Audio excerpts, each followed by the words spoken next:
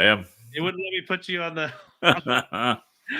I was just saying that this product is okay, but it definitely feels like it could use some polish.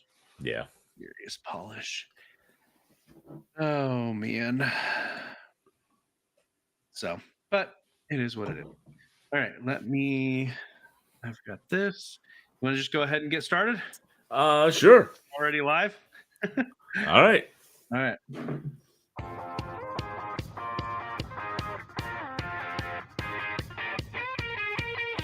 This is Wise and Nerdy, where fatherhood meets fandom, baby. Ugh, gross. Well, you see, I think Charles did this on purpose, okay?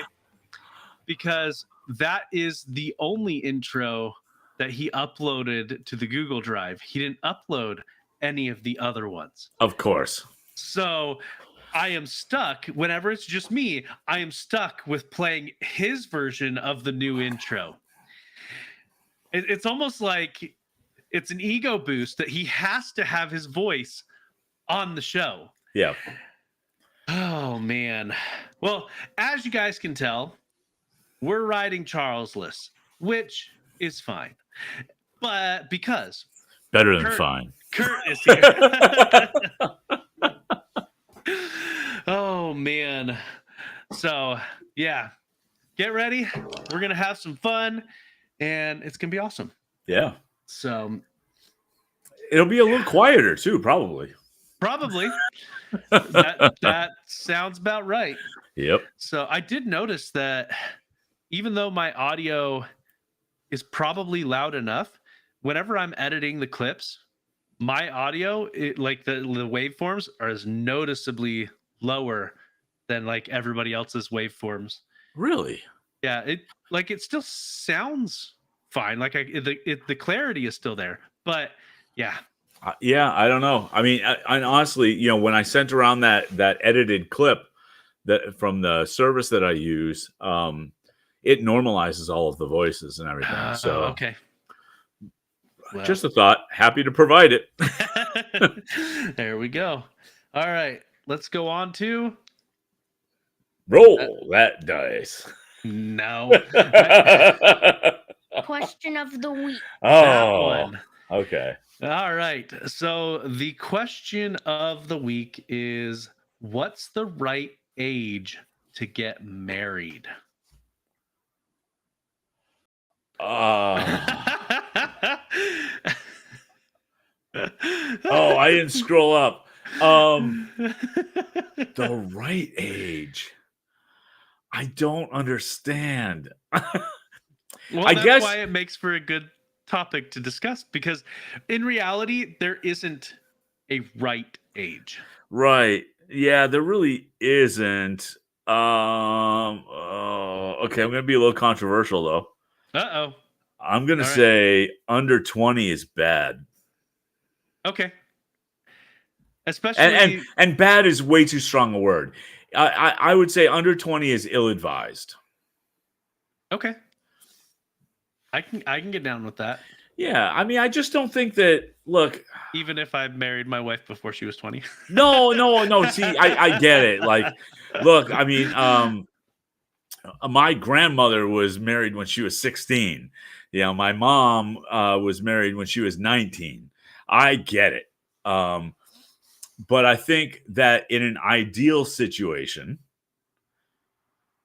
you're waiting until 20, honestly, mid-20s, probably, before even considering it. And again, no right or wrong answer, really. But I think that we barely know that we're adults before 20. We're going, wait a minute, I get to vote. Woo! Well, and there's that off-parroted thing that your brain isn't even fully developed until you're 25-ish. Right. Well, nobody wants to talk about that. So, no, you're absolutely right. I mean, but at that age, you can't say that to people, right? They're not willing to accept that because their brains haven't fully formed. But when you're in that 18 to 20 range, you think that you've got it made now. Like you're Yeah. out of the house with any luck, although nowadays probably not as much. But it's that age of independence, Yeah. and I think that you get a tiny taste of that if you get your license at 16.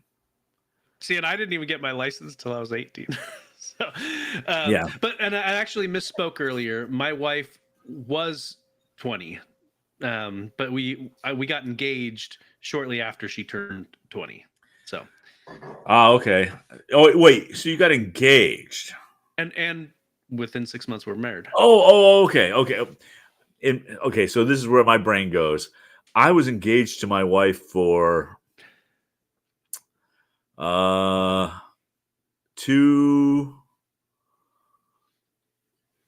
maybe 3 years. Yeah. See, a lot of people have longer engagements than we do. So culturally speaking, since I grew up a member of the Church of Jesus Christ of Latter-day Saints, they heavily advise a shorter engagement, Huh. because they also teach abstinence before marriage.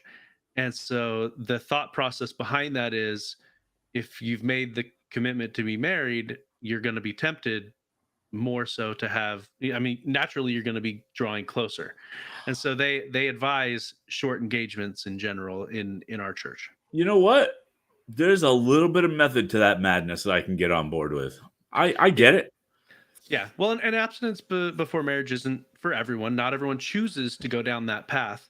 But for those that do, I see the wisdom in recommending a shorter engagement. Well, I'll even give you this. Look, I was not abstinent before I got married. However, even when that happened, I knew I was going to marry her.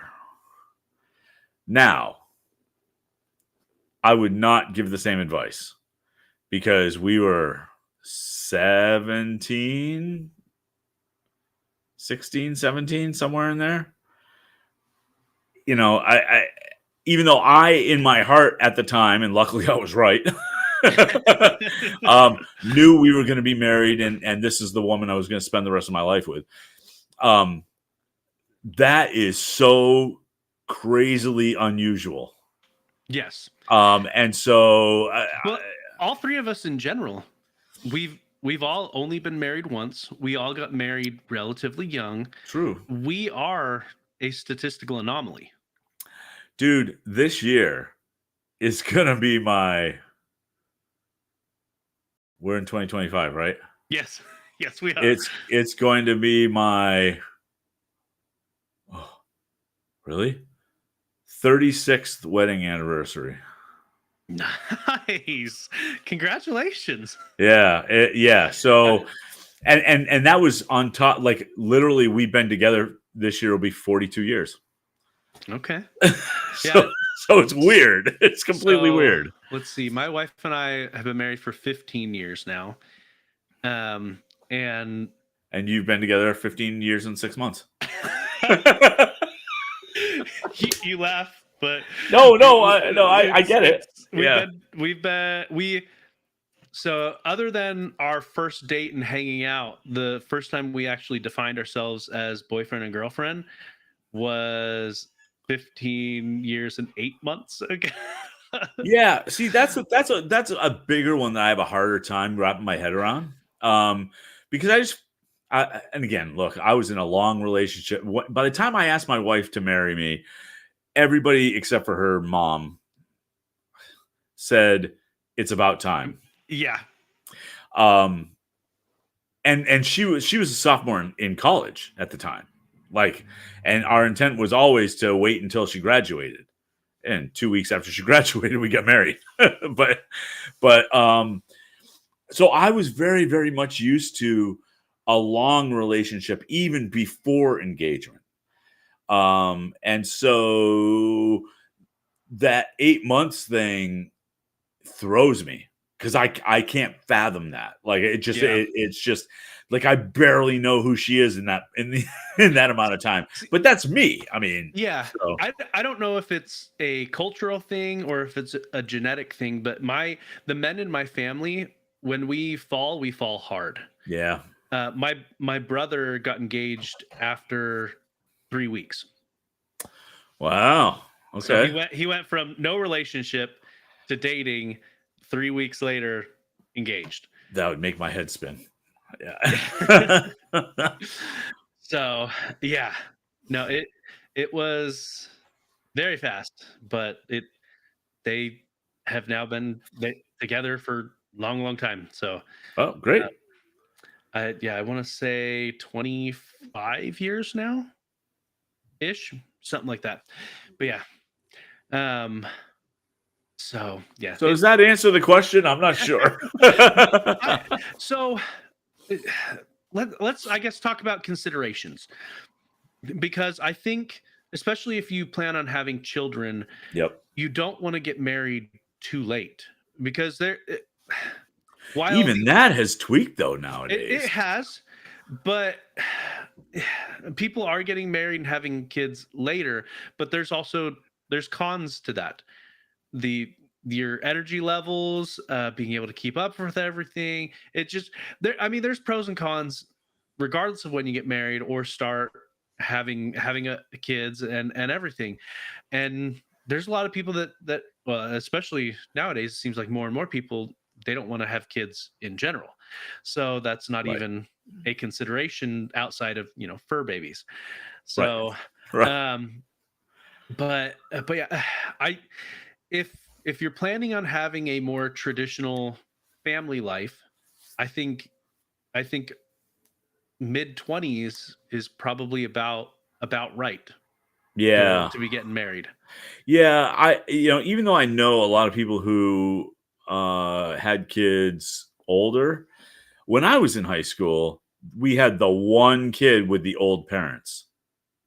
Like and look, this was the 80s. So old parents, even if they were like 50, felt like 70. Yeah. And they wore it hard. Like they felt old back then. So but like my sister-in-law, who is about, I think she's 4 years younger, and she's got a 10-year-old, 11-year-old.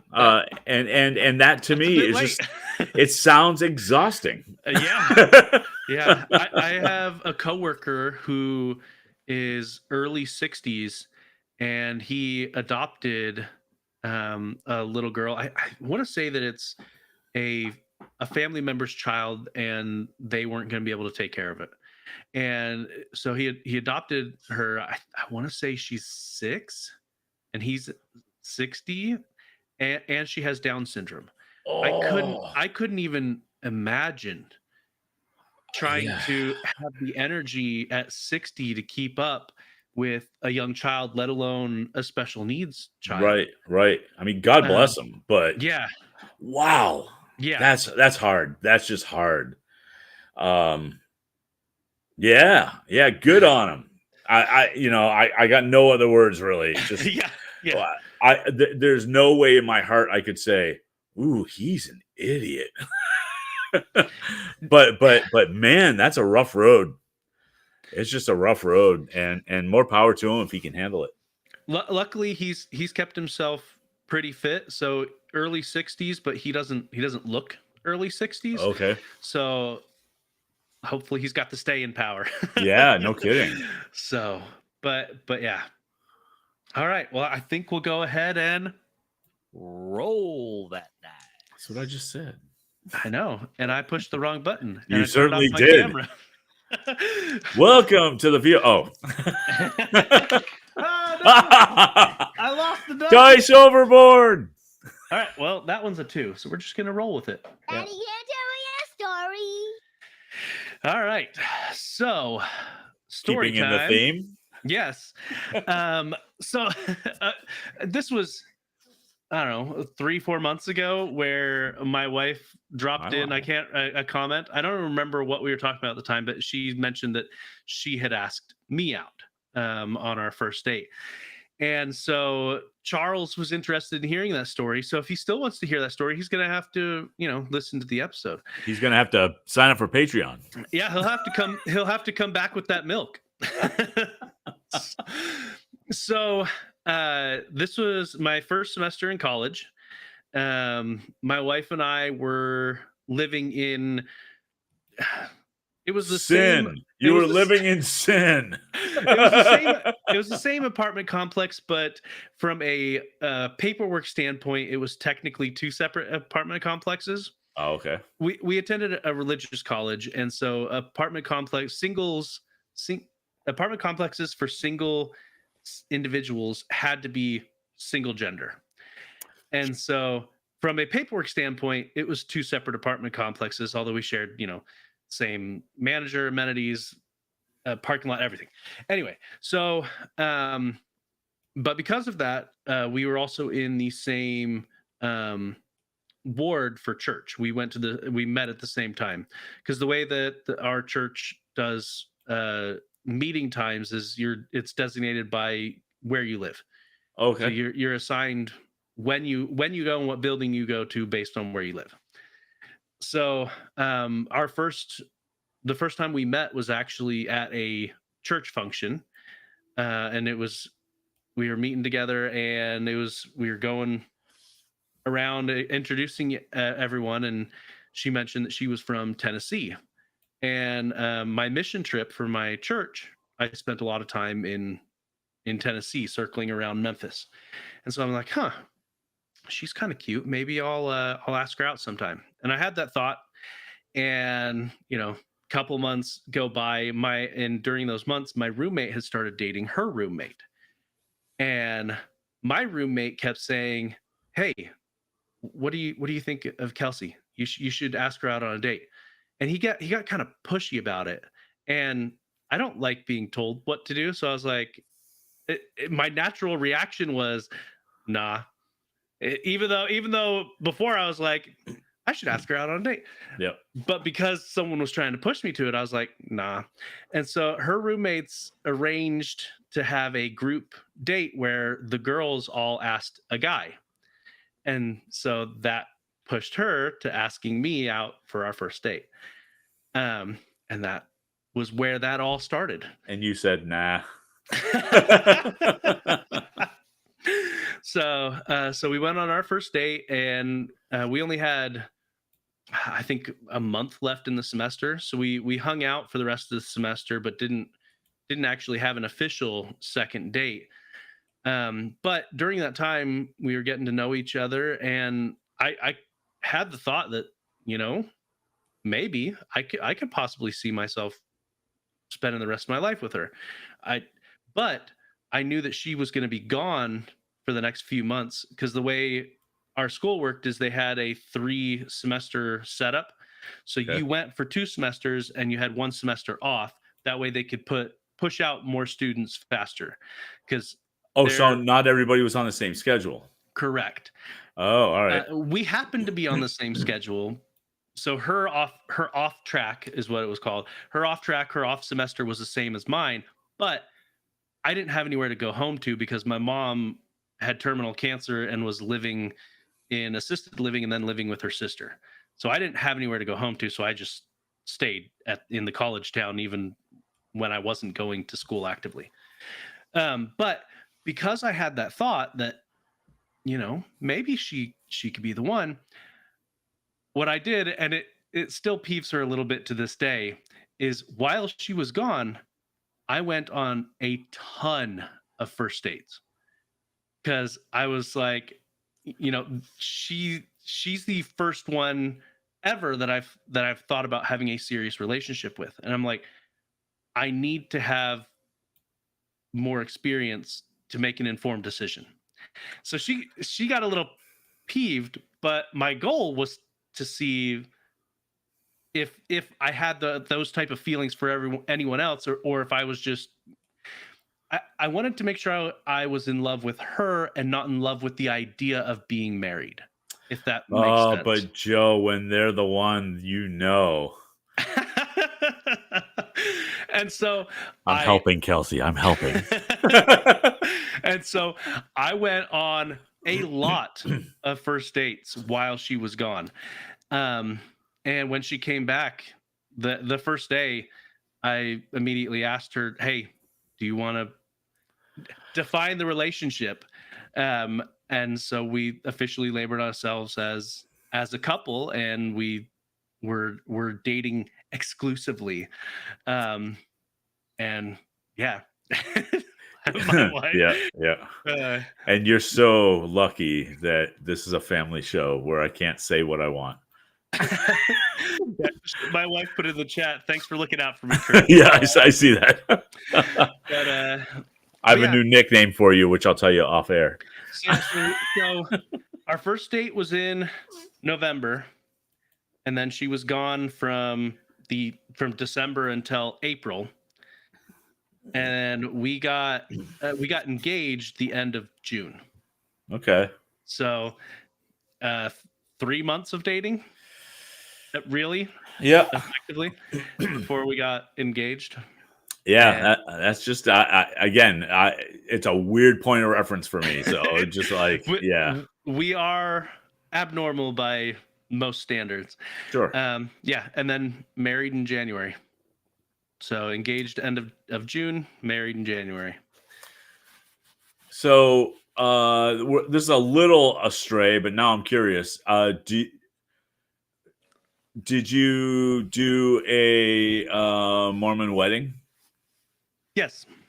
And are they usually big, elaborate things? Because I don't know. I literally have no idea. It depends on the couple, but not generally. Okay.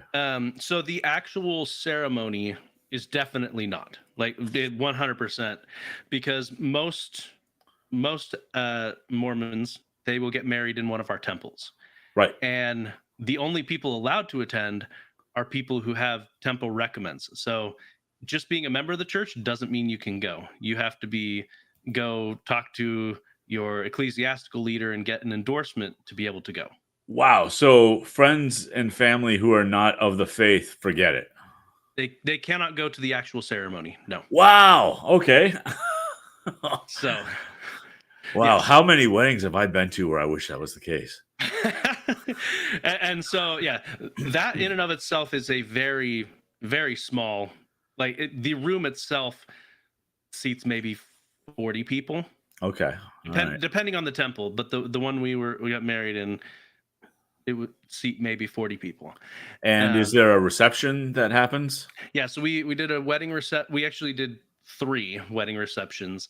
One in Washington, where my family is from. Yep. And we got married in Washington because my mom had terminal cancer. That's where she was living. So we went there so she didn't have to travel. And then after the wedding, we started driving cross country because we lived with my in-laws afterwards for a while, for a few months. And so we ended up stopping in Idaho and having a really small reception there, like really low key, because I have a lot of family in Idaho, and that's where we were going to college too. So family and friends could then come, and so we had a really low key one there. Then we had a much bigger wedding reception here in Tennessee. Oh, okay. So, all right. But yeah. Interesting. So yeah. And I ask about the ceremony because we had a moderate ceremony. We were married in the Catholic Church. I'm not Catholic. My wife was brought up Catholic. But I've been to Catholic weddings that are full masses. And if you've ever been to a Catholic mass, I have. They're long. Mm-hmm. And I've been to a full mass wedding that was bilingual, which makes it even longer because things get repeated over and over again. Mm-hmm. And so English, French, Catholic wedding. Oh my God. It felt like it must have been 6 hours long. It felt interminable. So I wish I wasn't allowed to go. Yeah, my older sister actually got married the day before us. Oh wow. Okay. Yeah, her whole setup was actually even more expedited than ours. Okay. But yeah, so because everyone was going to be in town, she's like, "Can I get married the day before you?" And we're like, "Sure." So we actually used a lot of the same decorations, just individualized them and whatnot. But Why not? And yeah, well, and again, if the official ceremony has to be that small, it seems like that well, would be less of an issue. well, yeah, but she didn't get married in the temple, so Oh, okay. she could have Whatever hers she was wanted. still, yeah, hers was still pretty small, but yeah, so yeah. Yeah. Wow. Yeah. And so I think I've told the story of how my wife and I started dating. Maybe not. You were in high school Yeah, we were in high school and we met and at you were in we met different. at band camp. Yep. Quite literally. And she was dating some other dude. And you were And like, nope, that's not ye- gonna work. yeah, pretty much. Yep. And she slipped me a note at the end of band camp that basically said, "Hey, I'm seeing this other dude." And the note didn't say that. I knew about that, but back in the '80s, and maybe it's true of all kids. Everybody thought they were being clever with like poetry or whatever, and so when people write the quotes for their high school yearbook type thing Hmm. underneath their picture. So my wife wrote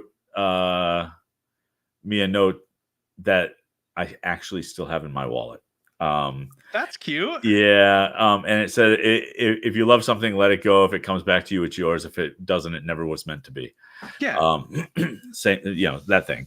And so, but I kept pursuing, and turns out that while we were at band camp, her boyfriend cheated on her.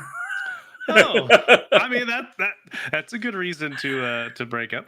Yeah. Well, and I think we kind of knew it was going to happen. So, but then, yeah, I think it it was just a little strange, um, but yeah, there really wasn't much more to it than that. We just I went to her 16th birthday party, which was that same year, and we just kind of started hanging out, and we went to different high schools in the same city. So after school, we would each walk downtown from school and meet at the McDonald's on Main Street, and just hang out because our parents worked close to downtown, so we would hang out until they got done work, and then go get a ride home from them, each of them respectively.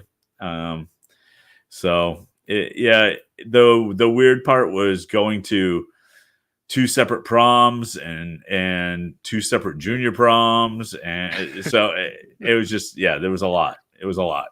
So, but it was a pretty cool experience. But yeah, there was nothing really special about it other than the fact that we started early. Is really, really all it was. So, yeah, that quote, by the way, I tried to get into my senior yearbook as my quote, except I altered the quote and they printed the original quote. Oh, So the original quote was what I just said. yeah. But what I wanted to put in, and I submitted it, and they overrode it, was, "If you love something, let it go. If it comes back to you, it's yours. If it doesn't, hunt it down and kill it."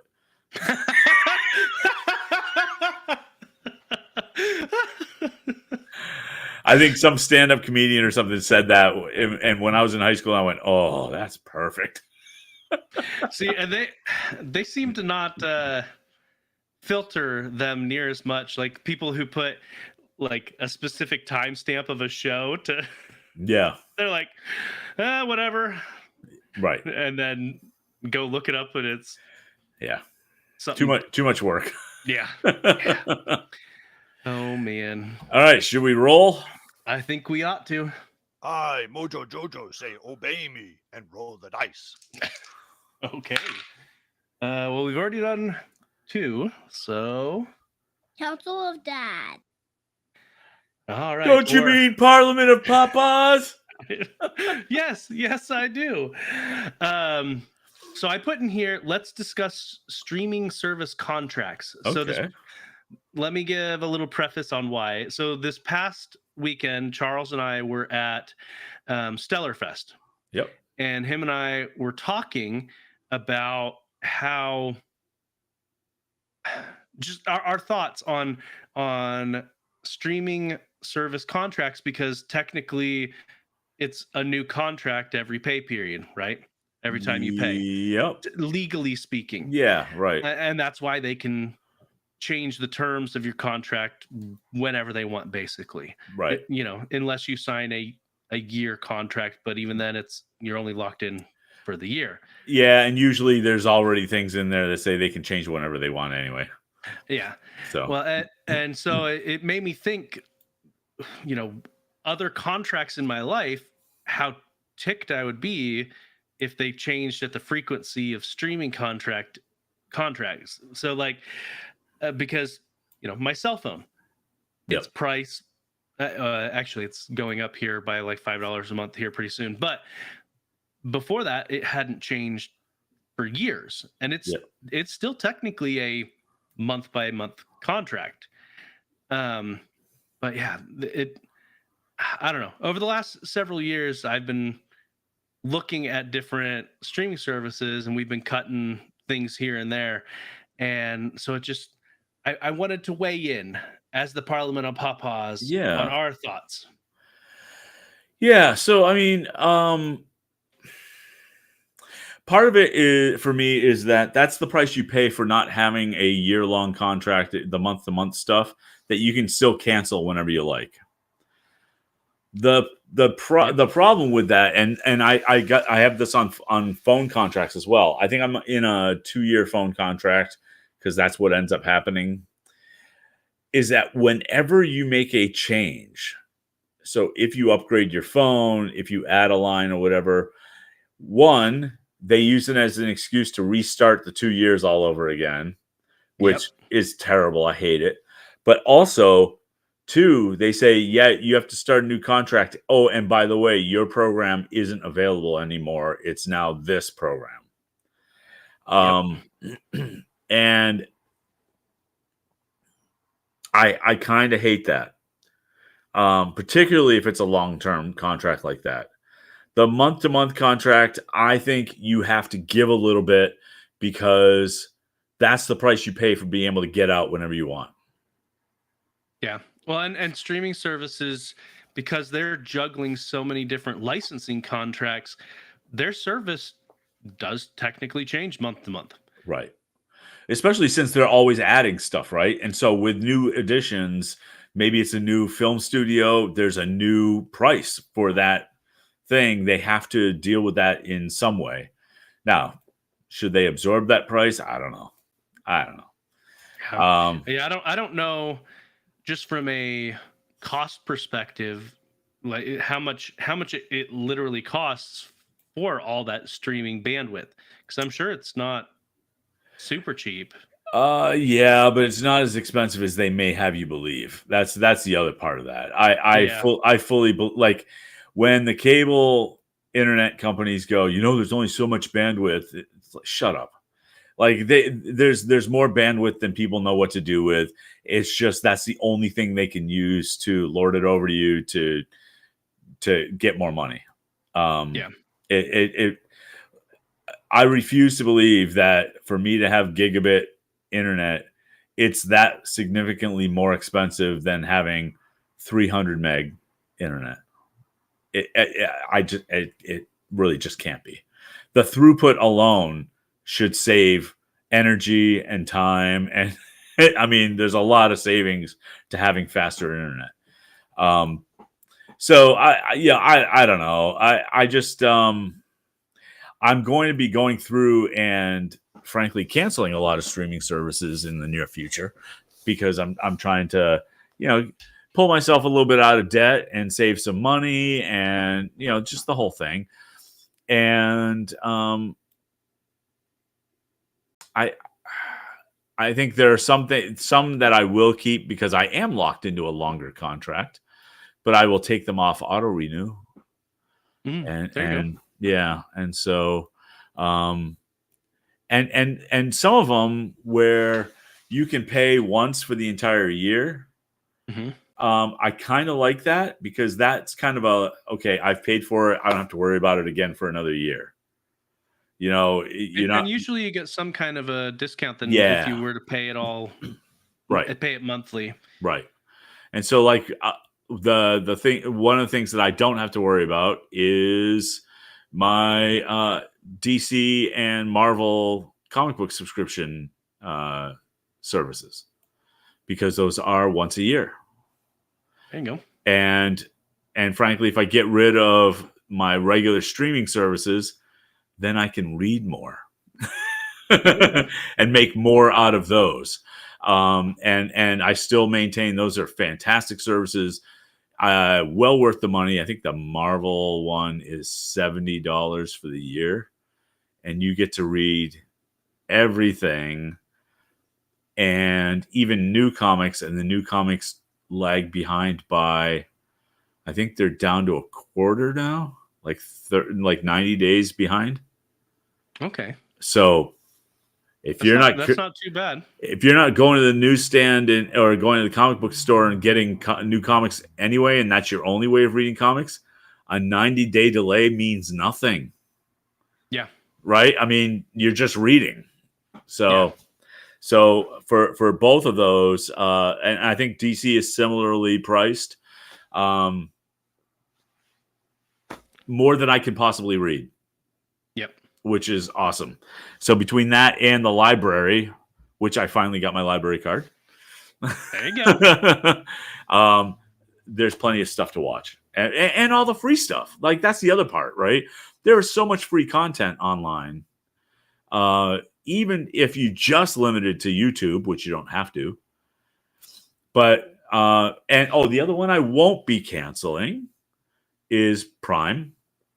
Okay. Because shipping, for one thing, that still counts. It's a thing that I need, because I still order a bunch of stuff on Prime to save money on the items and the shipping. Prime Video comes with, and it's a flat fee for the year. It's like $100, $120, something like that. So, yeah, we same boat as you. We were looking to get rid of some debt, and so we were looking at what we could drop. And one of the things, when Netflix sent out their latest batch of price increases, we're like, we could save $10 a month, aka $120 a year, if we drop down to the tier with ads. And the ads really haven't been that bad. It really is a couple of minutes of ads for an anime episode, so like 21 minutes of content, and it's not even close to as bad as the ads on a lot of other platforms. Like one of the ones that we watch is the History Channel. You can get a lot of their stuff for free. Okay. But there's a ton of ads, to be completely blunt. But yeah, I think the only show that we watch on there nowadays is Alone. Alone's a pretty good one. It's a survival one where they drop you off alone with your limited gear that you picked beforehand, and you have to survive for as long as you can.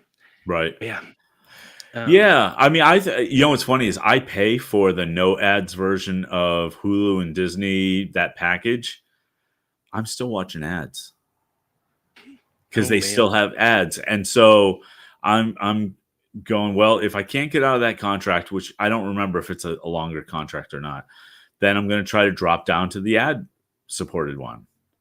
Yeah, because why not? We get the ad version of Hulu through our phone. Oh, okay. And then we're paying for Netflix and a couple other things. But yeah, we've dropped several or lowered, like with Netflix, lowered the version of it.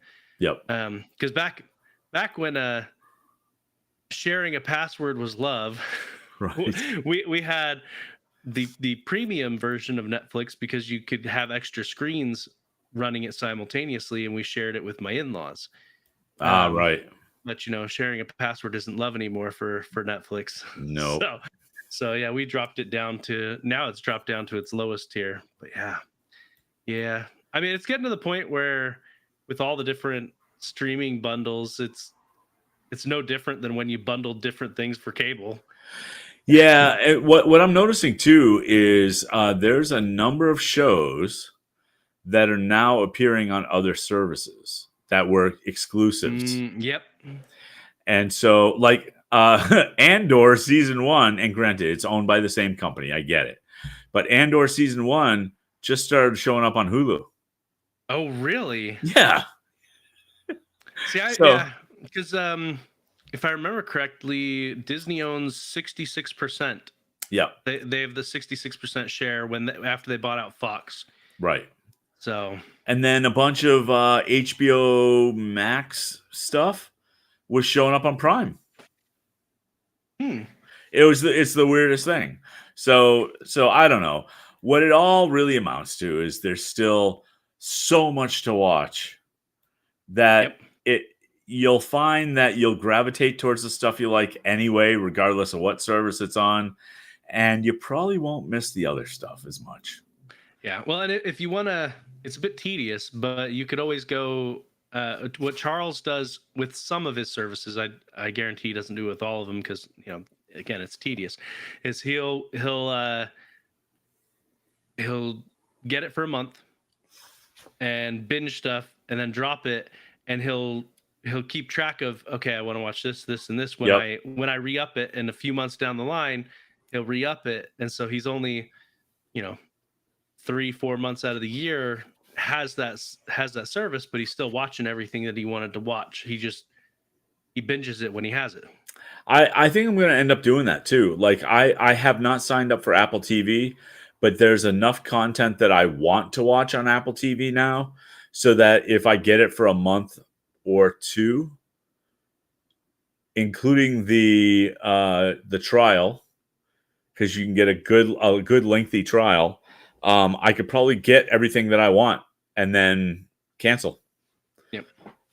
Well, and definitely check, just in general, it's good to check what your cell phone provider will offer, because a lot of times they have at least one streaming service that you can get. It's generally the lowest tier, but it's still free. It's free. Yeah, mine was Peacock for a while.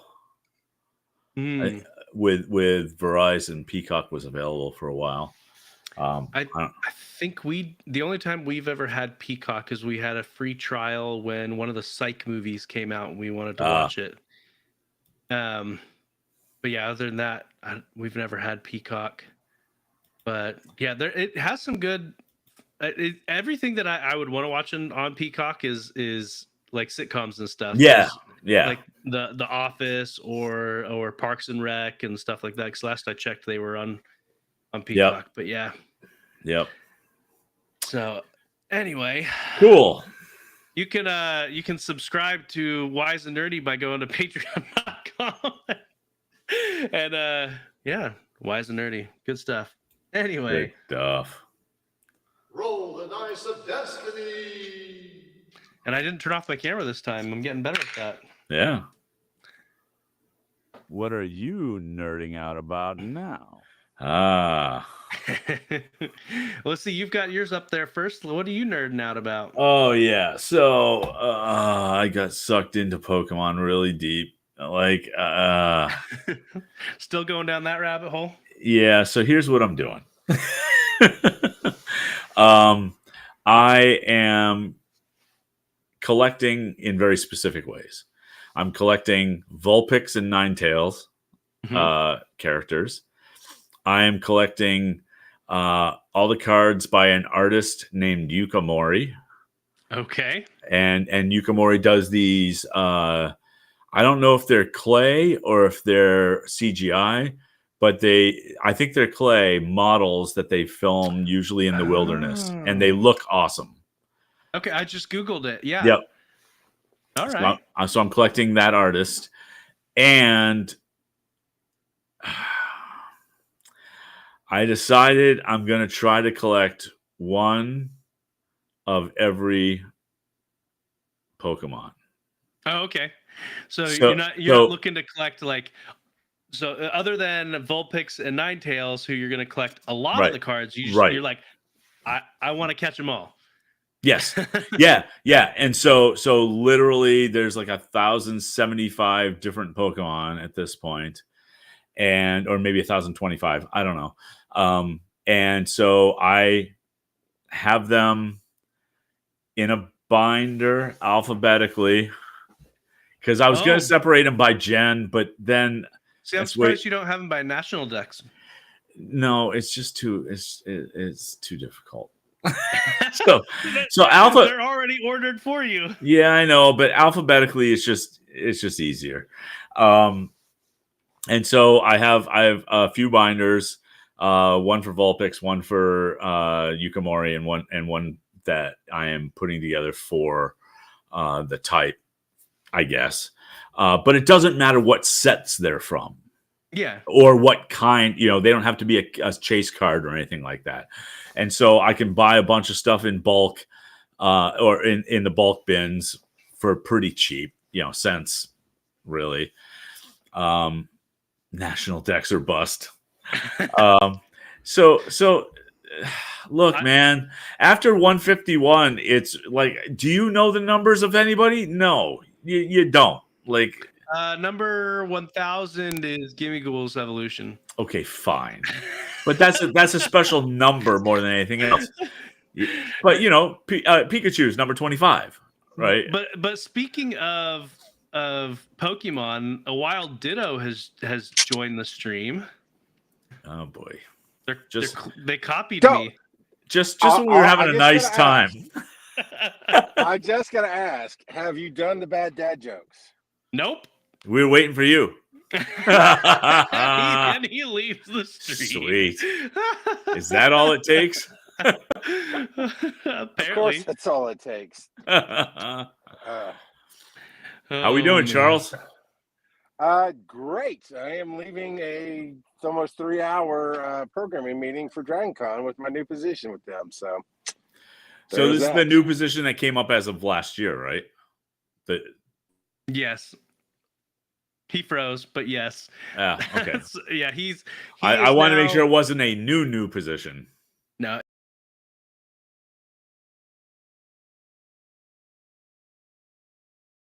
What happened is going there? On?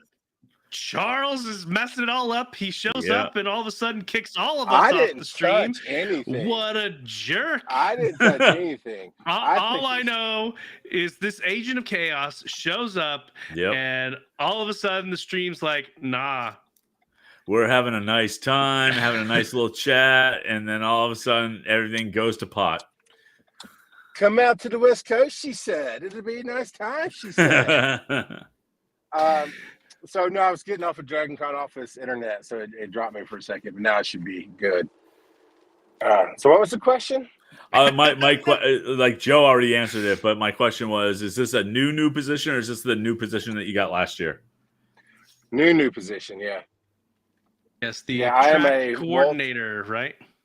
Multi-level track director is what it is called. But I thought you were the track. I thought you got promoted to track director last year. No. I've been. He's been the track director for ages. This is no.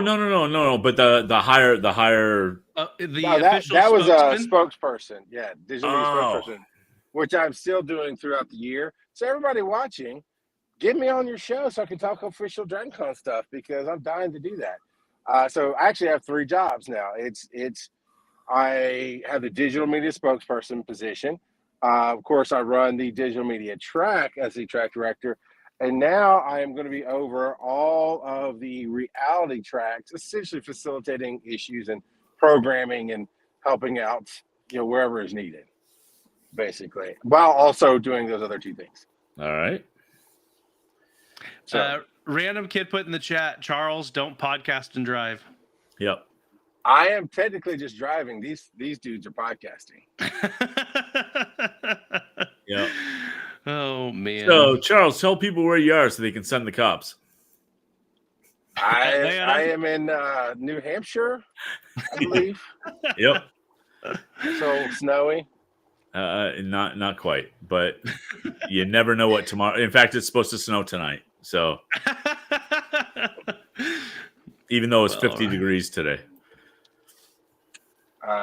Yeah, I'm wondering if I close my screen, if it'll actually let me stay on. No Let's find idea. out. It might, Wabbit. It might. Bye. Hey, I can hear you. Can you hear me?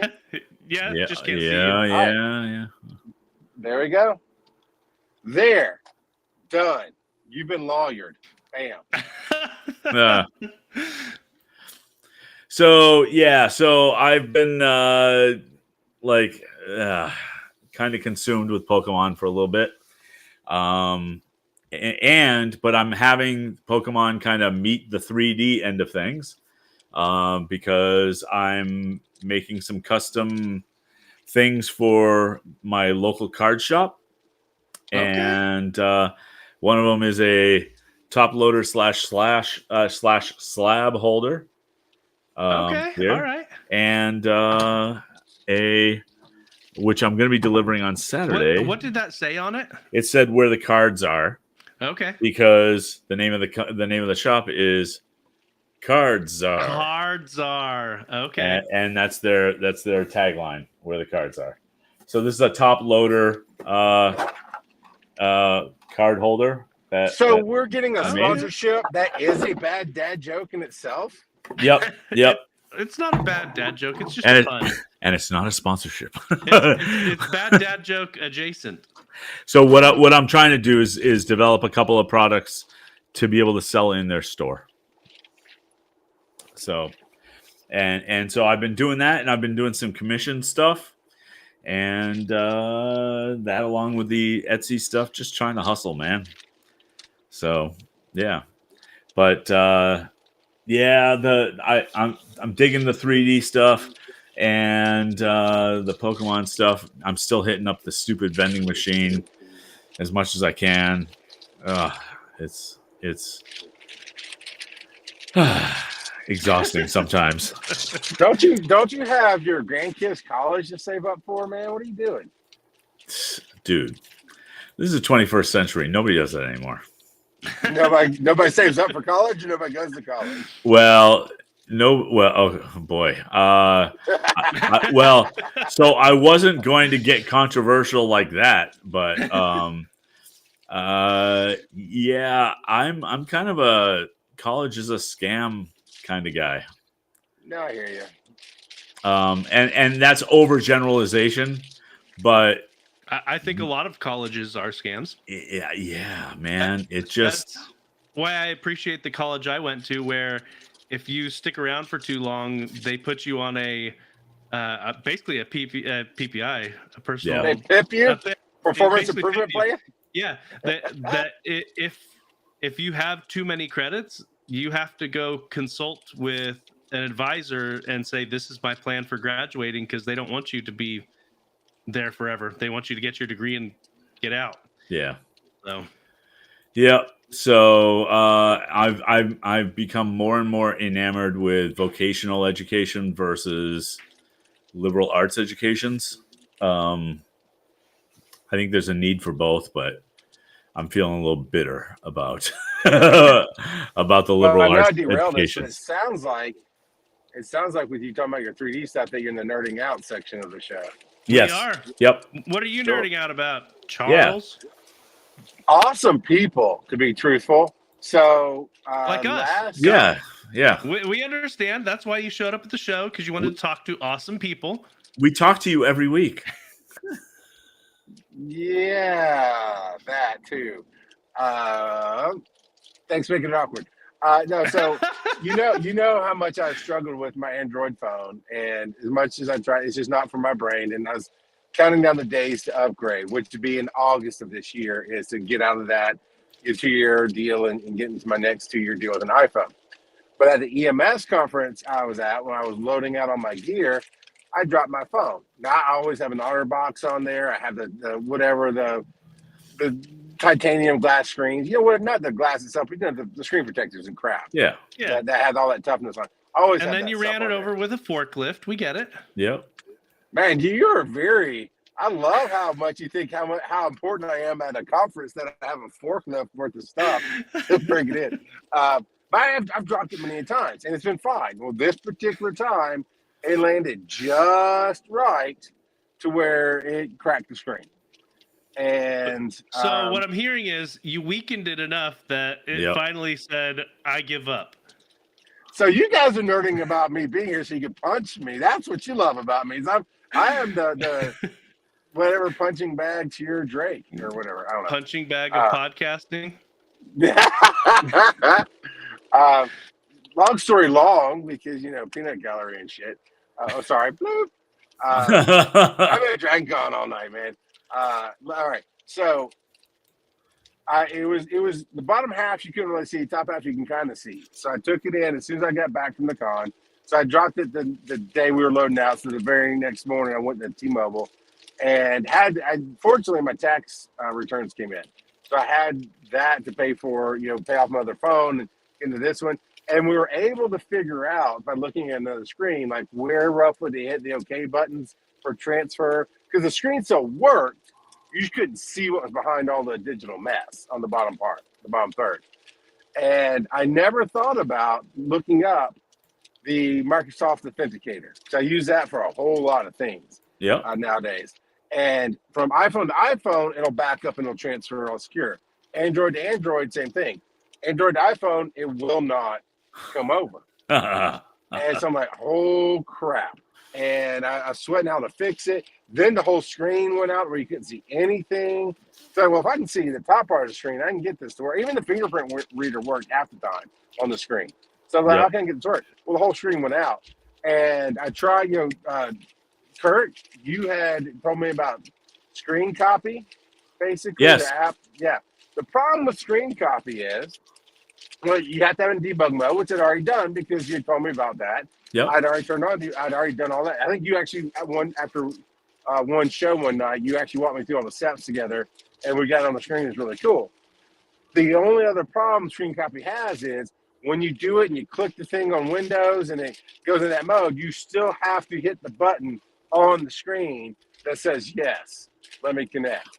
And I'm tapping everywhere I can on the screen where this button might pop up. You can never get it to connect. Could you hook it up to a TV with an adapter? That was an option, but also then you have to have the Bluetooth mouse, and I'm not sure how to connect that when I can't touch the screen. It's an ordeal. If your screen is broken, there's definitely a number of things that you still need to touch on your screen because for privacy purposes, they make it invisible in the screen copy window. So I wonder if you could restore it to like BlueStacks from a backup or something. Well, it doesn't matter because it gets better. So I called repair screenshot. I'll pay a few bucks. I had because it has some of our. I've got 6 or 7 different PayPal accounts for different shows and different projects that all were locked up, under that and emails and other things that were secure. So I'm like, okay, I'll see if I can pay somebody to do a screen. And the first person I called, they were very disinterested, and they quoted me like $300. Like, no way, I'm not paying $300. I'll figure something out. And so then I started to look. I called another shop that I hung up and didn't answer. And I started looking online. I was like, hey, I replaced the screen before on my wife's iPhone many years ago. And I remember that being like $50. Let me go see what I can. Let me tell you something. Samsung, with their curved edge screen and all that stuff, it is very pricey. It's more expensive than Apple repair parts for the equivalent phone. So to get the screen kit myself was like $350. And I'm very disheartened, and I'm trying to figure it out. And by the time the shop I called and hung up on texted me, it's like, hey, we got a missed call from this number. Are you looking for some help? I said, look, here's the honest truth. I just need to get into my Microsoft Authenticator to get my accounts off of it, and then I'm done with this phone. I've already been quoted $300. I understand the screen's a bit pricey, but I can't do it. I cannot pay $300.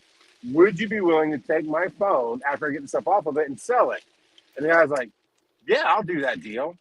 And it was right there in town, so I rode over to him. And he's a younger guy that's really just hustling business and works on everything. Works on Mac computers, PCs, every phone out there. Basically, if it can be broken and fixed electronically, he probably fixes it. Yep. And so he actually ordered a screen, put it on for me. I went into his office or back to the shop the next day once it came in. It took me an hour to like go through each account that I had and punch in the codes and turn off two-factor so I could then set my new phone. And that was just removing it. I haven't set up all the two-factor and everything again yet. And he was gonna return the screen, so we were both very careful not to mess with the screen. He's gonna return it to then part out the phone for about $100. I'm like, you can't get like $400, $500 for this phone. It's not that old. They just released the 25. This is the 23. It's like, nah, man, on the eBay, they're going for about 400. So really, once you repair the screen and you do shipping and taxes and stuff, you're not making much of a profit. He was cool. He was so helpful. We got it done. I got all of my accounts unlocked. And it was just one of the best experiences. I've not had great human experiences in, I don't know, the last decade, it seems like. But this guy was just exactly what I needed. And that's what I'm learning out about. Just good people helping other people. And I hope it gets like $400 for that phone. Part it out. He gets all the money in the world because I was going to trash it. Or, there's machines that you can take out the grocery store and say, hey, my phone's wiped. You push it in, it just takes it. I mean, they might have given me like $10 or some BS, Right. I didn't care. I needed to get my information off. And I'm free at last. I've got my iPhone 16. I'm happy as can be. Oh, that's unfortunate.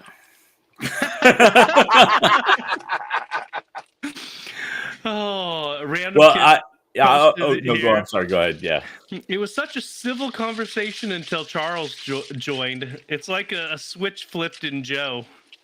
I am the agent of chaos, man. Actually, you know what? I'm the god of chaos. Let's talk about that. Oh boy. Okay, Loki. Yeah. So, see, I think part of your problem, Charles, is that you went Samsung rather than Pixel. Maybe. That was on the radar at the time. To be considered. 'Cause all I was looking at was the camera improvements. Yep. And did not take into consideration how much of a change it is from one system to another. Yeah. But is Pixel like cheaper to fix or anything? Or I mean, look, I am unapologetically an Android fanboy. That being said, if you that tracks. have been all in on the Apple ecosystem, making that kind of a change is really hard. It's really hard. And in either direction. Right. I agree. And so as much as I hate the Apple ecosystem, I wouldn't really recommend people change. That's because I love it. I mean, it works for my brain. And when I went from Android to Apple, and you're talking about iPhone 4 at the time, and whatever Androids were out at that time, they weren't the phones we have today. You didn't rely on nearly as much as you do today. So that was an easier transition, especially since I already had a Mac. Then, and each of the ecosystems user interfaces weren't as mature as they are now either. I agree. Yeah. I had Samsung early on. I think I had a Galaxy S3 really early on, and it was not nearly as robust as what the user interfaces are now. Yeah, and I will say I cannot say, except for one instance, I'll give you that instance in a second. I cannot say one system does something better than the other. I think they absolutely work for however your brain works. If your brain works like Android, it flows. Mine happens to work like Apple, and I've got a tablet, I've got a phone, I've got the computer. I'm all in on the Apple ecosystem. I'll never change again. But I will say this: I got a little spoiled with Android, with Samsung specifically. I don't know if it's across Android, but Samsung specifically, their built-in alarm that lets you do my sleep cycle and all this stuff. And you do all that stuff in health or whatever. Their alarm lets you tap directly into Spotify, and I'd wake up every morning to Dave Matthews, and the volume was perfect. It wasn't. It was a gentle wake up. It was gorgeous. And Apple Kurt does is not judging do that. you by your music choices. Dave Matthews, okay. man. Look, we already know that Kurt and I are opposite sides of pretty much everything. So I'm glad that I'm driving, so I can't see his dumb face right now. Okay, look, Southern boy. If I'm you and I'm waking up to music, it's not Dave Matthews, it's George Thorogood. No, I already had the one whiskey, one shot, one beer last night. I need to wake up to something that's going to set my day right. So it doesn't matter. The point is, we got into Spotify, and it was so easy to grow. And Apple, I mean, you can't go to Spotify, but I know how to load music on Apple. And let me tell you, it ain't the same. It's because Apple wants you to subscribe to Apple Music, and that's it. But So their alarm won't even go to Apple Music. The alarm won't touch any of that stuff. Well, that's because you haven't paid for that feature. Maybe. You might be right. Obviously, you have to download the paid alarm app so that it can interface with all of the other apps and get what you need. And every time it plays that piece of music, it charges you a nickel. And then after that, you have to buy the Pokemon alarm clock and go that route. Yep. So look, y'all can mess with Apple. They're expensive, but they take care of their people. I'll leave it there. But I'll tell you, I've decided, hey, I want to wake up to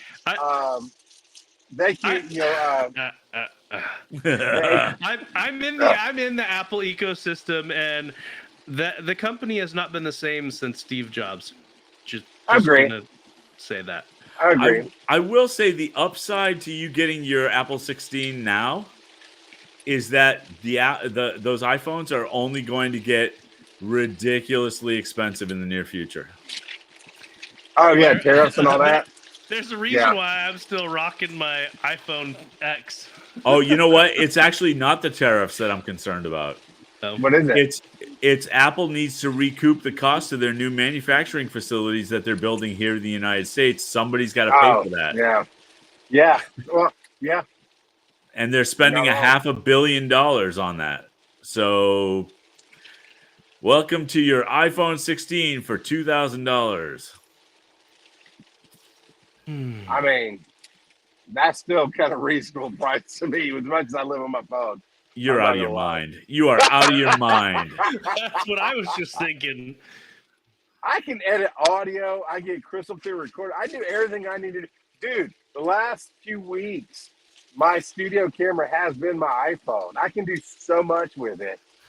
That is right up. It's a production tool for me. I can have a 4-camera shoot with all the old Android phones that I have. and set it up in OBS inside of 15 minutes. Yeah, still look like your stupid face. So there's that. but 4 angles. So many angles. So many angles. You'll be able to see Kurt in ways that you've never seen him before. I saw Kurt at like 5:30 a.m. before. That's all I needed. Yeah, fair enough. I'm not even going to argue. Was that when you had to drop him off at the airport after DragonCon? Okay, I'm going to be fair. The word "had to" is not the phrase here. When you were privileged to drop him off? I volunteered. Yes, he did. Willingly took that spot, and I regretted it the next morning. I only half regretted it because I want to take care of my people. I want to take care of my friends, right? But I'm like, that's a $50 ride. I don't want to make them think that's a big deal. But I don't think we spoke the whole way there, did we? It was too early. Yeah, it was. Yeah. Oh man! I think it was like "bah." That was it. That was all that was said. Bah.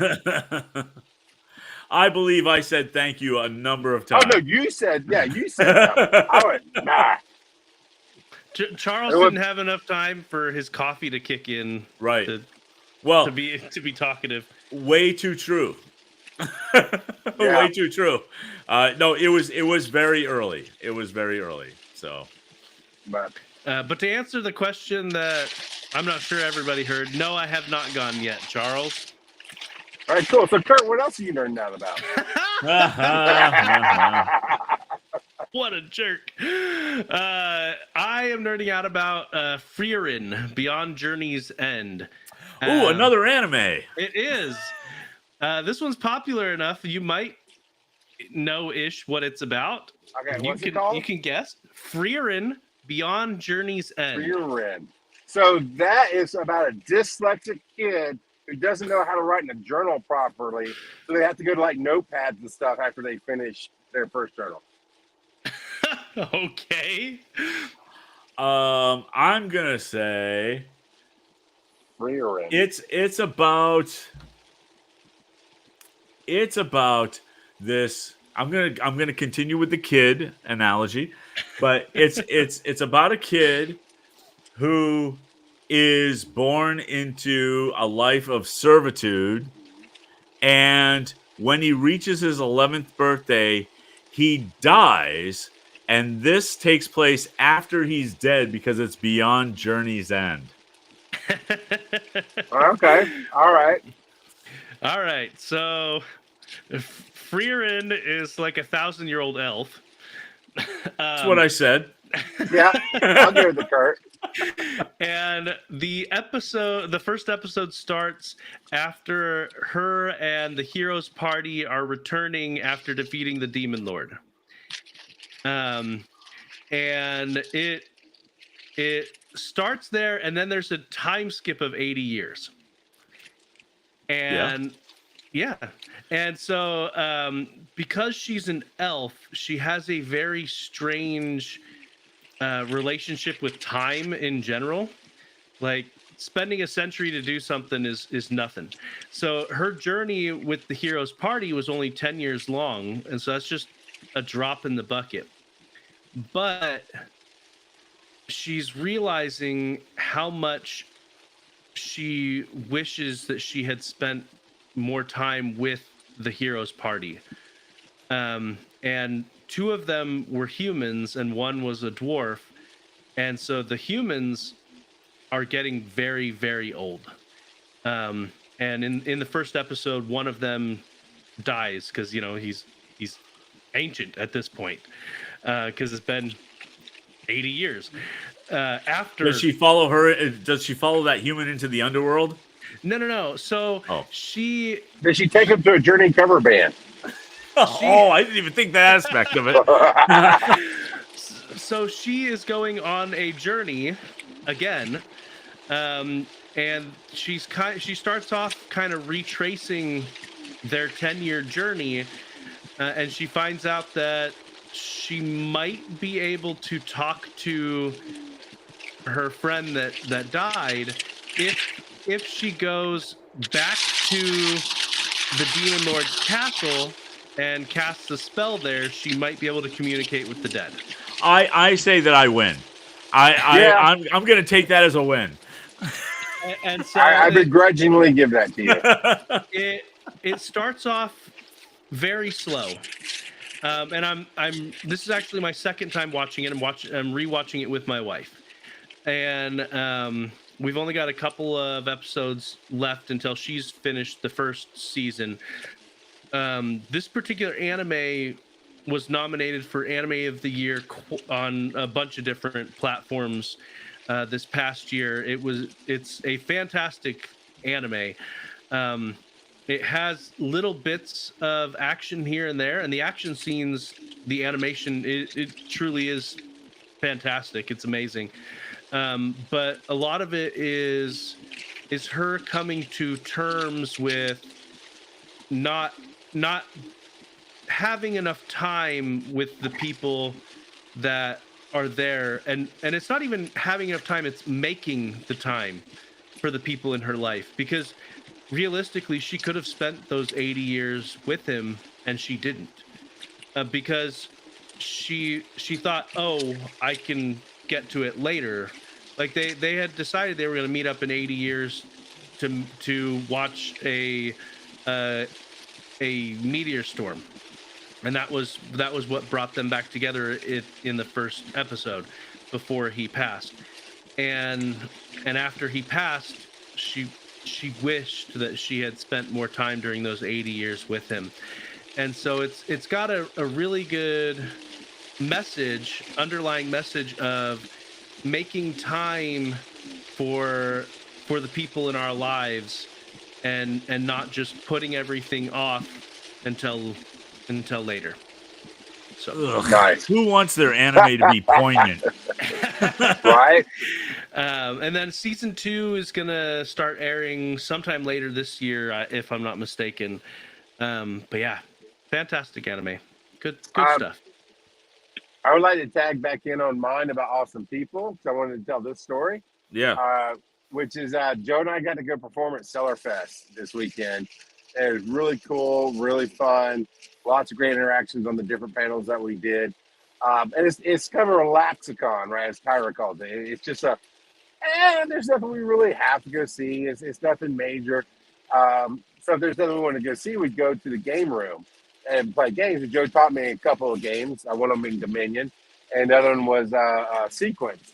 And then Stellar Fest actually had Kurt's face. Wait. You've Sequence. Kurt. Sequence is like Balatro, but No, on no, a board. No. One, Sequence is old, but it is. and that's more of a mainstream game anyway. But you've never played Dominion? No, Right? never played Dominion. Look, I literally bought 4 expansions because it's such a great game. Oh yeah. It really is. I'll even Dominion is one of those gateway games to me. I believe it is at this point, or it should be considered one, because I have never played Settlers of Catan, and so I that's my great shame. But Dominion, man, that's I'm a little surprised. The next thing you're gonna tell me is that you've never played Ticket to Ride. I'm not going to tell you that, but you can see the look on my face. No, we can't. But you can. But you can. The beautiful thing about Dominion is, at its core, it is a very basic game. Yes. Because what you do on your turn is 3 steps. Everything else you need to know is written on the cards. Yes. And so from that standpoint, it is, in my opinion, it is a near perfect game theory game that easy to learn, but has a lot of depth when it comes to strategy. Yep. And it's never the same. Well, unless you intentionally make it the same game. It's because you randomize what cards you play with each time is how it's meant to be played. Right. And so it's not the same game twice. And so, yeah, it is a fantastic game. So many games and their mechanics got born out of that game. It's one of my favorite types of that type of game is Quarriors. I have not heard of that one. So it's dice. It's a deck builder, but with dice. And it's awesome. And it's very similar. And that whole mechanic I love. I just it's a much better game than it has a right to be. I enjoyed it. It was my first time. I grew up playing stuff like Trivial Pursuit and Risk and Monopoly. And then when I got married, we jumped into Tetris and video games, which never really had reason or connection to explore board games. I've been doing it a little bit more throughout the years. Now we go to Southern Fried Gaming Expo and all that. But Joe took the opportunity to show me some games. And then they had this really cool thing that I would kind of like to sponsor next year if we can raise enough money. Patreon.com/wise_nerdy helps us help other people, because we don't know who sponsored these games, but they had a play to win table. And at first I thought that meant that's the table where you fight each other, but every other table is where you're cooperative. It's not that at all. It's like if you played the game, and in some cases people just barely touch the game and they get to sign up, but you signed into a free raffle, and then at the end of the con, they raffled off those exact games. And there's 10 or 12 of them, Joe? Yeah, there was. A wide variety. Yep. Awesome. And so when they did the raffle, I was actually on a panel with Tyra. We were doing Be Awesome together live. And so Joe's like, hey, I'm going to go sign up. And we basically played, we played all the games and signed up on them and this and that and the other. And that we both found one, was it Around the Sun or Beyond the Sun? That seemed really cool, but we didn't have time to really flesh it out. Anyway, they're raffling these things off. Joe wins 3 games, Kurt. I win 0. Joe wins 3. They only let him keep 2 of them. So he actually walks into the panel room with the minion in his hand, and he was kind enough to give it to me. And that's my cool. story. Well, because I already have it plus several expansions. Of course you have it. Yeah. But the other game I got is this one, Rolling Realms. Oh. It's a bit complicated to be honest. So I don't know how much we'll play it because it's the box says ages 14 plus. Well, my oldest is turning 13 this year, so the 5-year-old is definitely not gonna get it. Right. But no, I didn't quite get it. So yeah, me and Jebediah are in the same boat. I think Charles just said he has the mentality of a 5-year-old. That's what I heard. Sometimes. So yeah, if Charles, if you like Tetris and your wife likes Tetris, there's a board game done by the amazing game designer Reiner Knizia called Fits. And if it fits, it sits. Like FITS. It's just called Fits. It's published now by Ravensburger. And it essentially is a board game version of Tetris. Where you each have plastic pieces and you've got play boards, and there's a number of play boards that are kind of randomized. And you draw to place the pieces on the board, cover up the points, and you score based on that. And so you're building a Tetris board, and it's pretty straightforward and easy to get used to. But it's really a clever type of Tetris game. Okay, cool. I'll have to look it up. Yep. So there's that. Yep. Yeah, and the reason I didn't pick the other one, because I could pick 2 out of the 3, is when I won the other one, someone in the crowd was like, "Dang it!" So I was like, "Okay, well, I'll put that one back in the raffle," and they re-rolled for it and whatnot. He didn't end up getting it, but I did toss it in there. But you tried. Have another chance. Yep. Yeah. So that's good. Yep. And the other one was called ARC or ARCs, something like that. Yeah. ARCS. Yeah, ARC's board game. Not familiar with that one. It's called ARCs, and then the subtitle is Conflict and Collapse in the Reach. Ooh. That sounds intriguing. Yeah. There was a couple of the sign-up sheets where going into the last day, Charles and I were the only people on the list. And yet Charles won 0 of them. Zip. And I got absolutely nice. But yeah. But Dominion, I really, really did fall in love with it. Kurt, like you said, it's a great game. Joe talked to me in 5 minutes. We played 6 or 7 rounds of it. I think I actually won each round, and we had to go do a panel.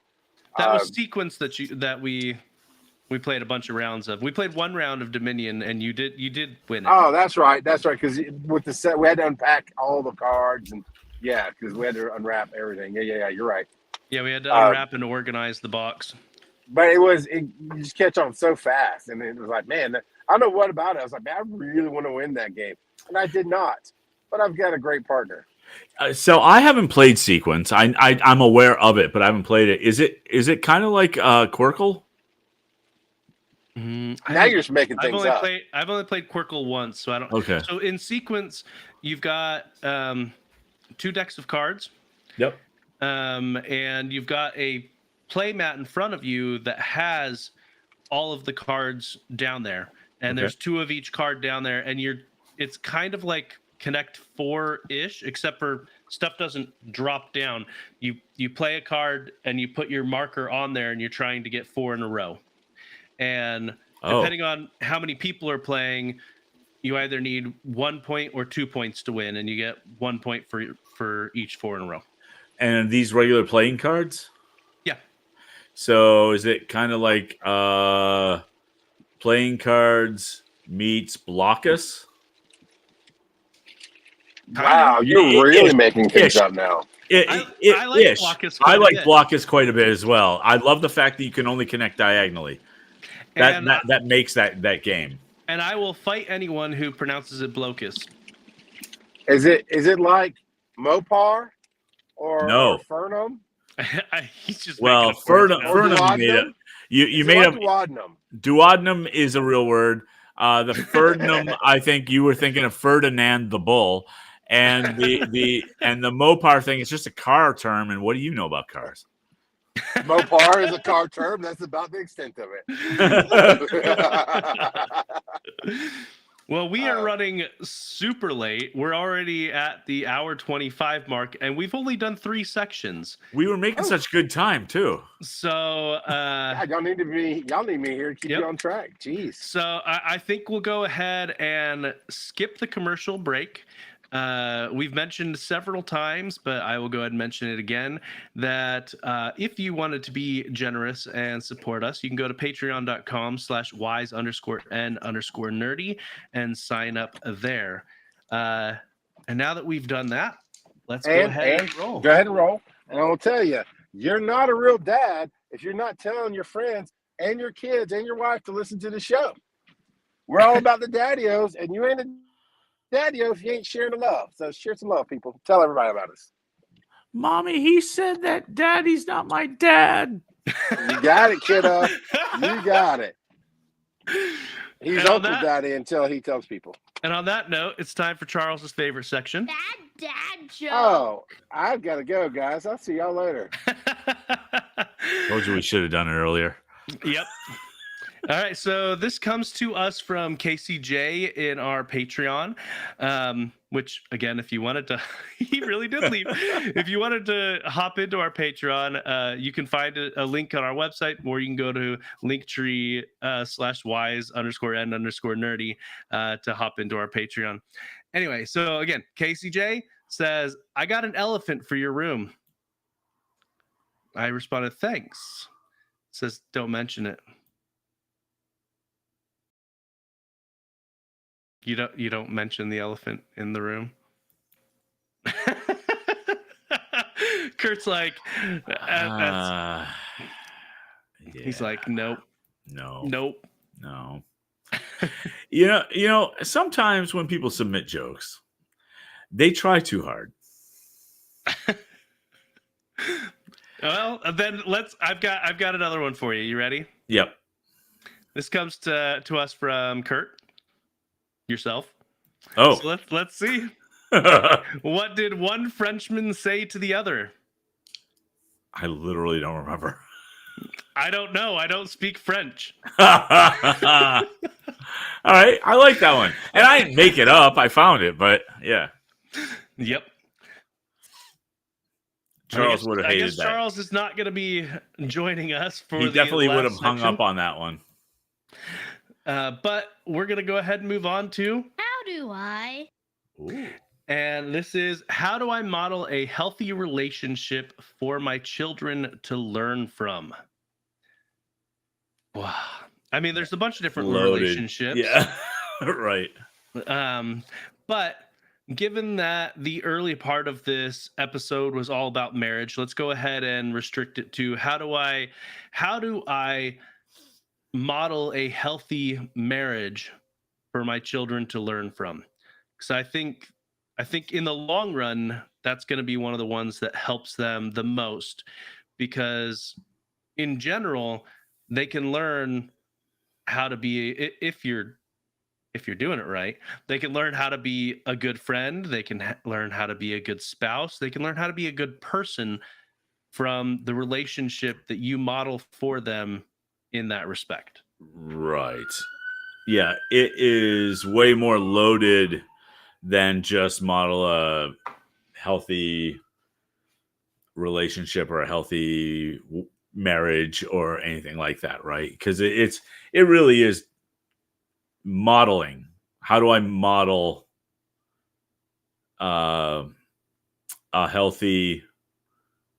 How do I model being a good human to my kids? Is really kind of what we're talking about, because you can't separate them, like, because they live with you. Right? Yes. So you can't say, you know what, this is how your mother and I treat each other.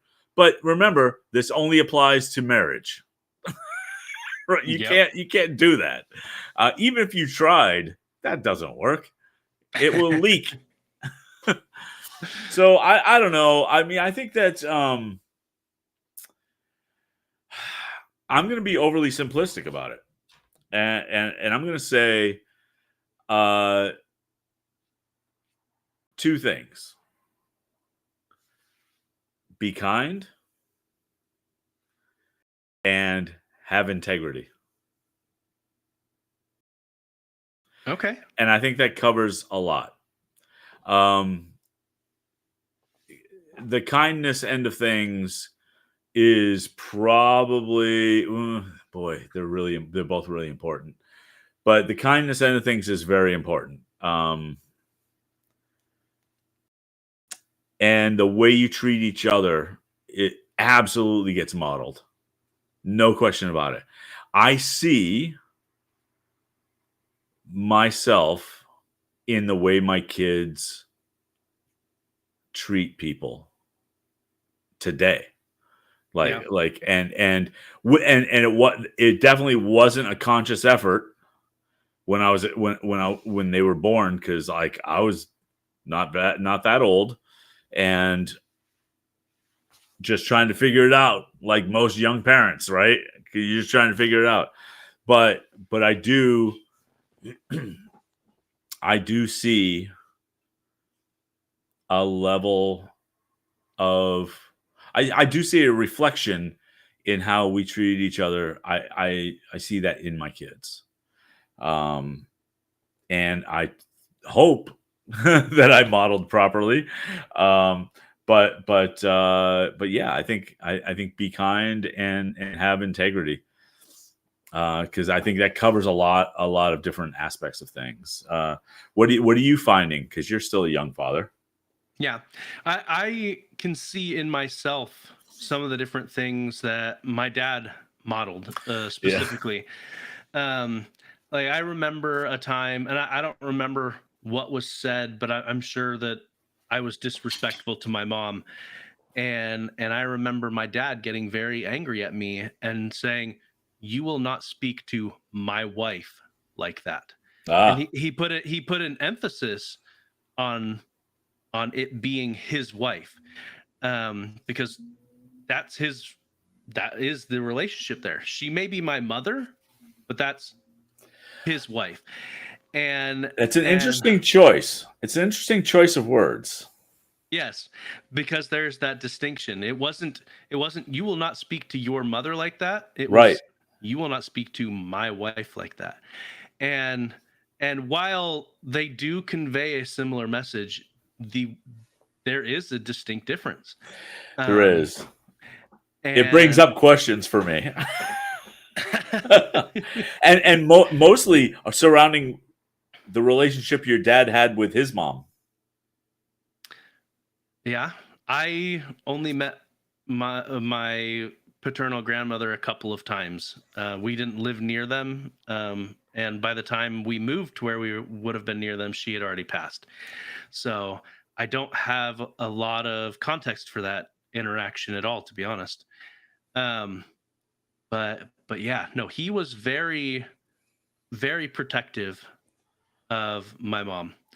Um, But and from that perspective, though, right? I mean, because it look, it elicits a similar response from the kids, but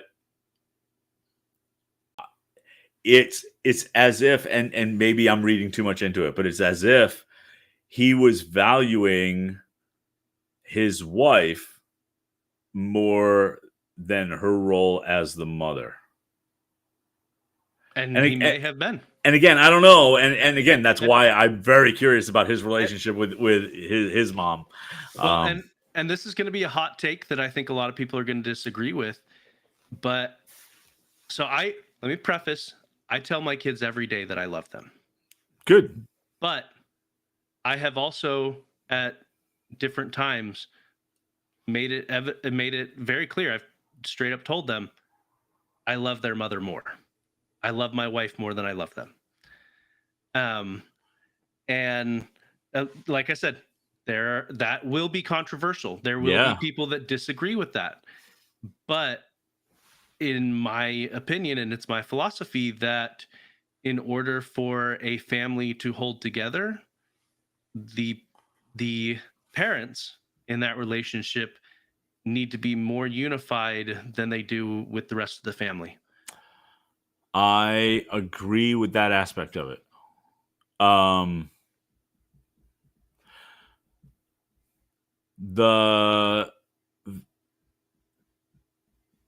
love priority thing is interesting. That is going to be the controversial part. Yes. I've never thought about it in that way, specifically when we were bringing up the kids. Except to say that from a protection standpoint, I probably would put the kids first. And that is because, particularly at the time, my wife was more capable of protecting herself than the kids would have been as kids. And that certainly changes over time and morphs. Like, my kids are adults now, and my wife, has become increasingly disabled, and so my priority for protection has changed. But that's kind of where I've leveled things out when we were bringing up the kids. I guess where I'm stumbling is the prioritization of love. Yeah. I can't think in those terms. Like, it just doesn't work for me. Well, I like what Steven, aka Two Dorks, put here in the chat. I kind of look at it as not loving them more, but differently. Certainly differently for either of them. Certainly differently. No question. No question. Yeah.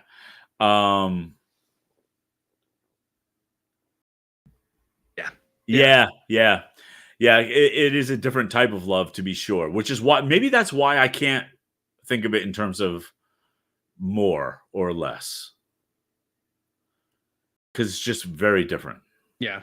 One thing that I've heard it multiple different times, but one thing that really hit me the first time I heard it, especially, is your spouse is the only person in your life that chooses to love you unconditionally, without an obligation there. They choose you. You're in a perfect world, your parents are going to love you because they're your parents. Your kids are going to love you because they're your kids. Family, there's the expectation of unconditional love from family members, but your spouse is one of the only people who truly chooses you to that degree. Yeah, I think fundamentally I agree with you, but I believe that as we get older, those choices become more available. And so what I mean by that is, I've made no secret about the fact that I'm estranged from my sister. And to the point where I have chosen to not have her in my life. Is there a level of love there? Probably on some level, but I have probably dozens of friends who I would prioritize that love with more than my sister.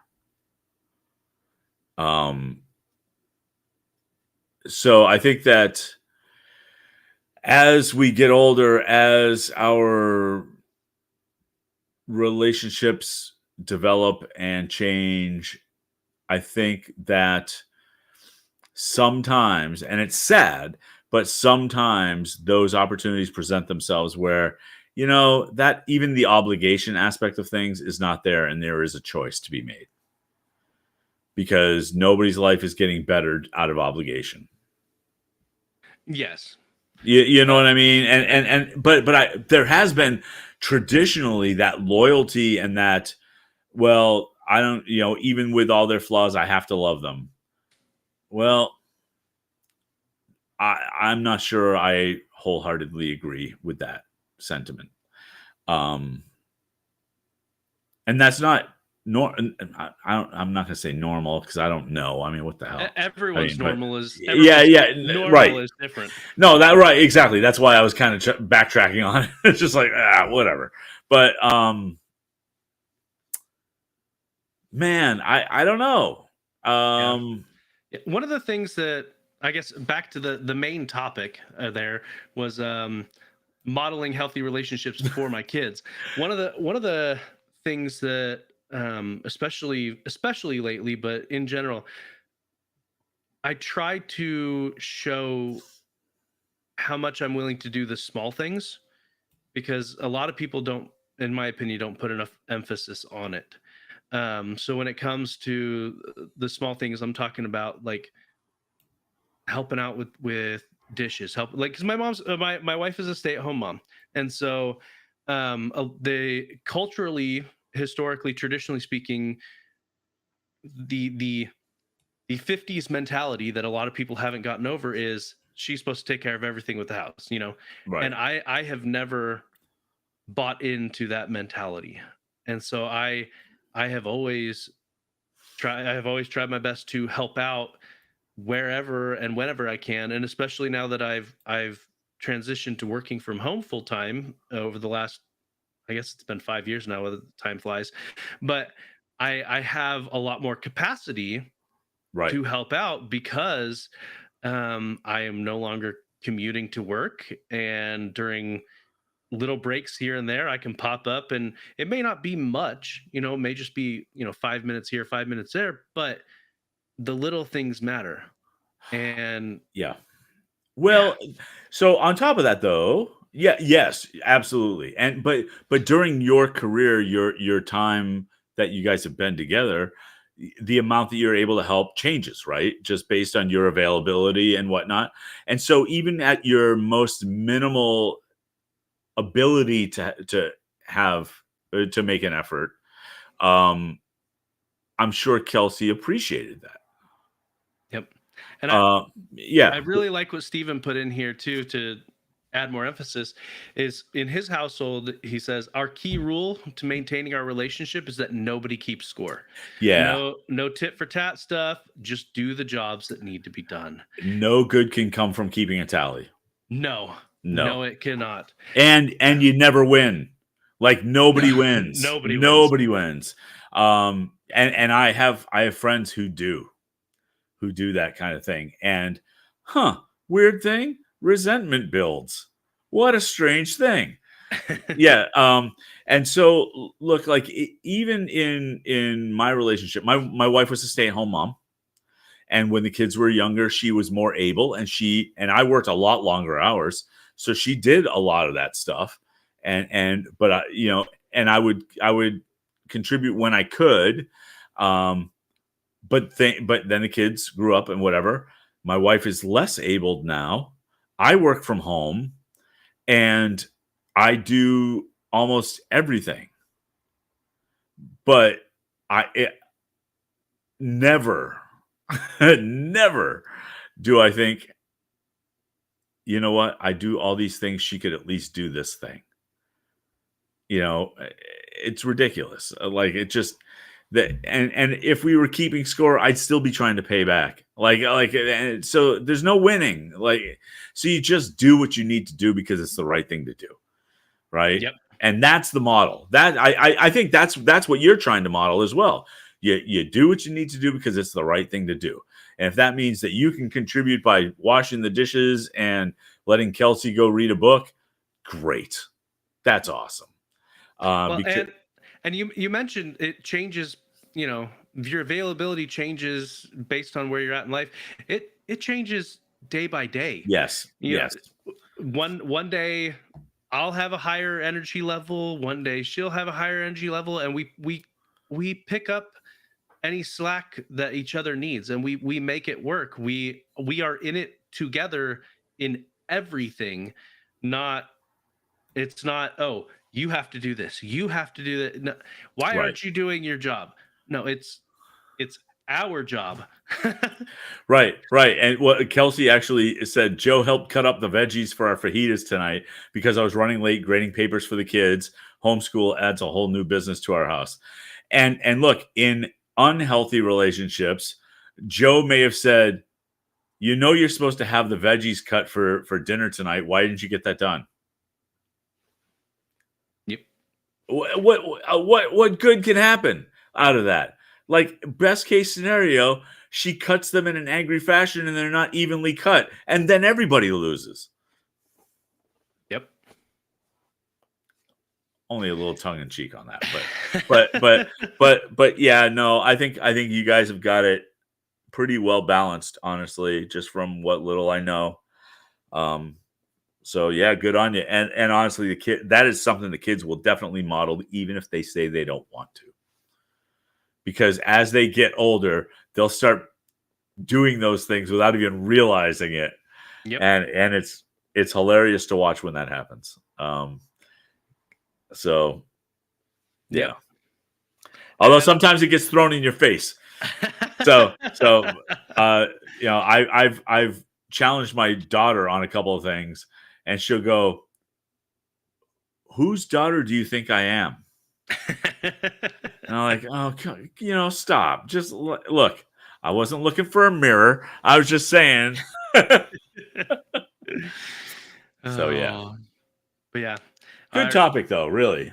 Because it is pretty deep. I mean, because your relationship has lifetime impacts on your kids. Yes. The relationships that you demonstrate, the example that you provide in every aspect will affect your kids forever, in perpetuity. Yep. So. Yeah, Steven's talking about quantifying how they're feeling with the spoon system. It's funny. I don't know what that means. So the spoons, it's I want to say a relatively new term, but it's probably the last 10, 15, maybe even 20 years. But it has to do with everybody has a number of spoons which quantify their energy. And when you're out of spoons, you're out of spoons. Got it. Yeah, I haven't heard the spoon metaphor, but I've heard very similar. Yeah. And there are people who have challenges. And I would say, frankly, my wife with multiple sclerosis has that challenge where she would maybe one day she has 10 spoons and another day she's got 3.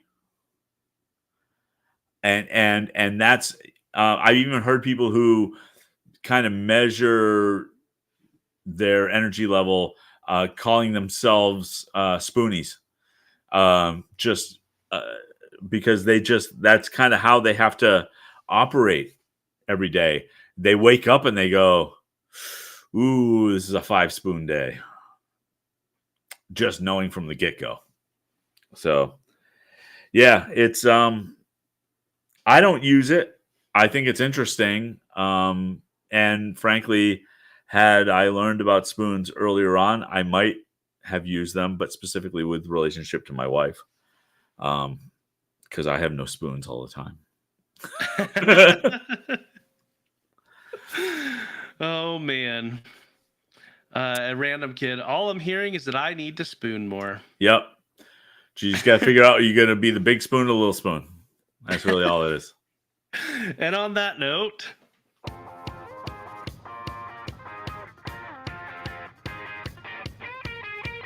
follow these nerdy dads on social media. Charles at Rock God of Podcasting, Joe at Joseph_Ard. Check out the website, wiseandnerdy.com. And as always, they may not be your father, but they'll always be your daddy.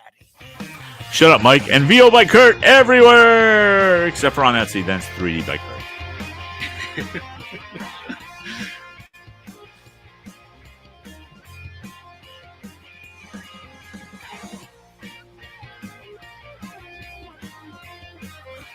Ha ha.